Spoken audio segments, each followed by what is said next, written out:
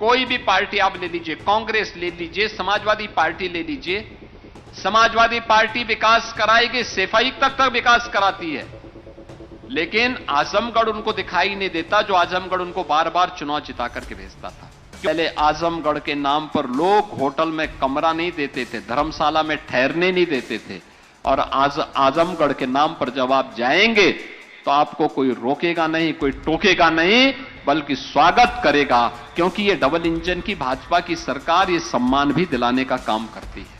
हमारी सरकार ये कह सकती है कि 2017 के पहले उत्तर प्रदेश में खुलेआम बूचड़खानों में गाय काटी जाती थी, गौ तस्करी होती थी।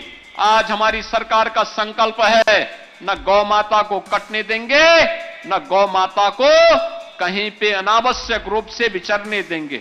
याद करिए, भारतीय जनता पार्टी का गठन आज ही के दिन 1980 में हुआ था। दुनिया का एकमात्र दल जो कहता है देश प्रथम, दल उसके बाद, व्यक्ति उसके बाद। अन्य दलों में क्या है? वे कहते हैं मैं रहूं, मेरा परिवार रहे, बाकी समाज से, देश से उनको कोई लेना देना नहीं। कोई भी पार्टी आप ले लीजिए, कांग्रेस ले लीजिए, समाजवादी पार्टी ले लीजिए, समाजवादी पार्टी विकास कराएगी, सफाई तक विकास कराती है, लेकिन आजमगढ़ उनको दिखाई नहीं देता, जो आजमगढ़ उनको बार बार चुनाव जिता करके भेजता था, क्योंकि उनके लिए विकास उन तक सीमित रहे। आजमगढ़ का विकास हो, मऊ का विकास हो, बलिया का विकास हो, जौनपुर का विकास हो, उनके एजेंडे में कभी नहीं रहा। अगर रहता तो पूर्वांचल एक्सप्रेस वे बना सकते थे। अगर उनके एजेंडे में रहता तो यहां पर विश्वविद्यालय का निर्माण महाराज सुहेलदेव के नाम पर वो भी कर देते, लेकिन नहीं किया। डेवलपमेंट उनके एजेंडे का हिस्सा नहीं, लेकिन भारतीय जनता पार्टी का पहला एजेंडा देश प्रथम, हमारा सब कुछ देश के लिए, देश के हित के लिए। और उस देश से भारतीय जनता पार्टी ने सरदेय अटल बिहारी वाजपेयी जी, सरदेय लाल कृष्ण आडवाणी जी के नेतृत्व में जो यात्रा प्रारंभ की थी, श्री डॉक्टर मुरली मनोहर जोशी जी के नेतृत्व में जो यात्रा प्रारंभ की थी, आज भारत के यशस्वी प्रधानमंत्री श्री नरेंद्र मोदी जी के यशस्वी नेतृत्व में वह दुनिया के सबसे बड़े राजनीतिक दल के रूप में अपनी एक नई आभा के साथ दुनिया का मार्गदर्शन कर रही है। आप मुझे बताइए, जो कुछ सोचा था भारतीय जनसंघ और भारतीय जनता पार्टी के संस्थापकों ने, मोदी जी ने वह सब करके दिखाया, वह सब कुछ आज करके दिखाया है। आजमगढ़ का एयरपोर्ट का विकास भी हमारी ही सरकार ने किया है।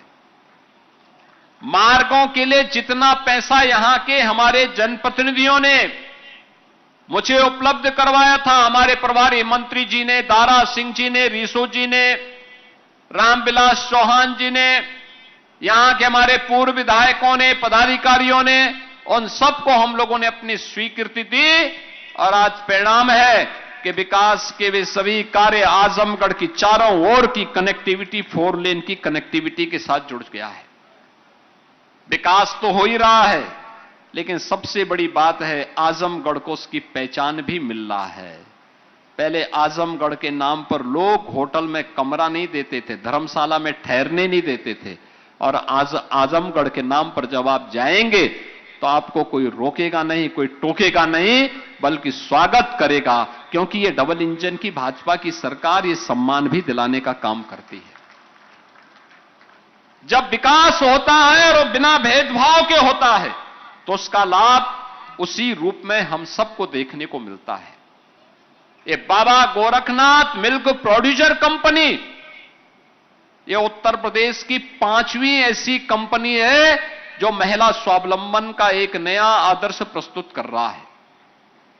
बहनों और भाइयों, हम लोगों ने 2019 में पहली प्रोड्यूसर कंपनी प्रारंभ की थी झांसी में, बलेनी मिल्क प्रोड्यूसर कंपनी के नाम पर। आज उनके साथ 72,000 से अधिक बहनें पूरे बुंदेलखंड क्षेत्र में दुग्ध कलेक्शन का काम कर रही है और चीलिंग प्लांट के माध्यम से डेयरी तक दुग्ध भेजने का काम कर रही है और सैकड़ों करोड़ रुपए का उनका प्रोडक्शन चल रहा है, टर्नओवर भी है और उनका लाभ भी, उन लाभांश भी उनको प्राप्त होता है। वाराणसी में भी एक मिल्क प्रोड्यूसर कंपनी काम कर रही है, आगरा में काम कर रही है, लखनऊ में काम कर रही है और इस बार बजट में हमने 200 करोड़ रुपए और तय किए हैं, एक प्रयागराज में मिल्क प्रोड्यूसर कंपनी बनाने के लिए और एक बरेली के अंदर बनाने के लिए। यह महिला उद्यमिता का और महिला आत्मनिर्भरता का एक आदर्श उदाहरण आज यह आप सबके सामने है। हमारी सरकार ये कह सकती है कि 2017 के पहले उत्तर प्रदेश में खुलेआम बूचड़खानों में गाय काटी जाती थी, गौ तस्करी होती थी। आज हमारी सरकार का संकल्प है न गौ माता को कटने देंगे, न गौ माता को कहीं पे अनावश्यक रूप से विचरने देंगे। 7,700 से अधिक निराश्रित गौ आश्रय स्थल हमारी सरकार चला रही है।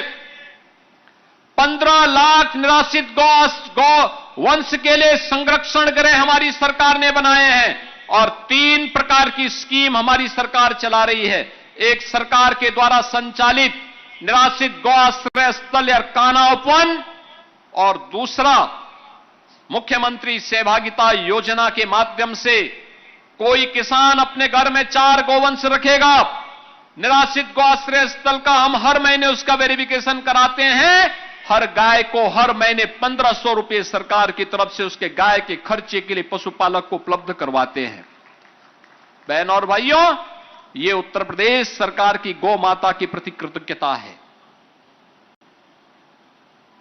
तीसरी स्कीम, कुपोषित परिवारों को, जिस परिवार में माता कुपोषित है, बच्चा कुपोषित है, एक ब्याई हुई गाय निराश्रित गौ आश्रय स्थल से उन्हें उपलब्ध करवाते हैं और 1500 रुपए हर महीने भी उपलब्ध करवाते हैं, जिससे वह परिवार हिष्ट पुष्ट हो सके, सुपोषित हो सके और उसका विकास का लाभ आने वाले समय में वह देश को दे सके। और यह कार्य आज सफलतापूर्वक हम आगे बढ़ाने का काम कर रहे हैं।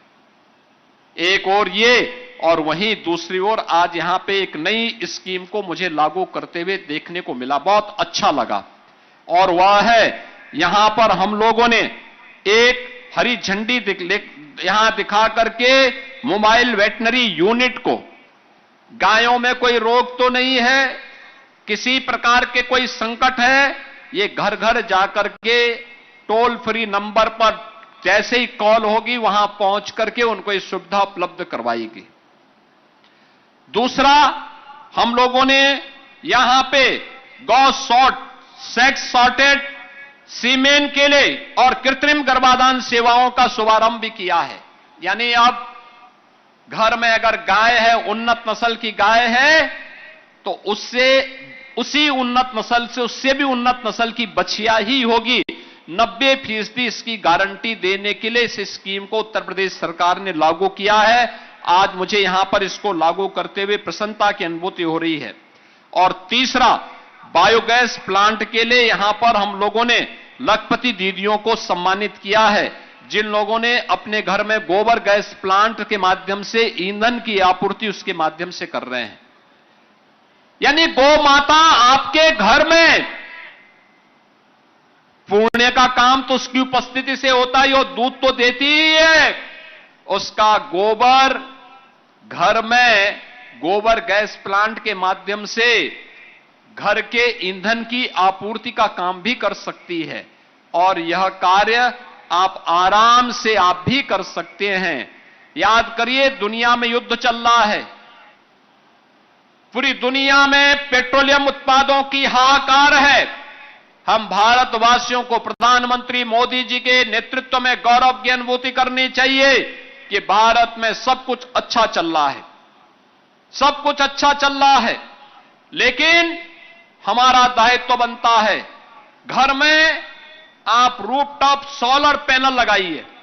प्रधानमंत्री हर घर मुफ्त बिजली योजना के माध्यम से सोलर पैनल लगाएंगे, बिजली का बिल आपका 60% अपने आप कम हो जाएगा।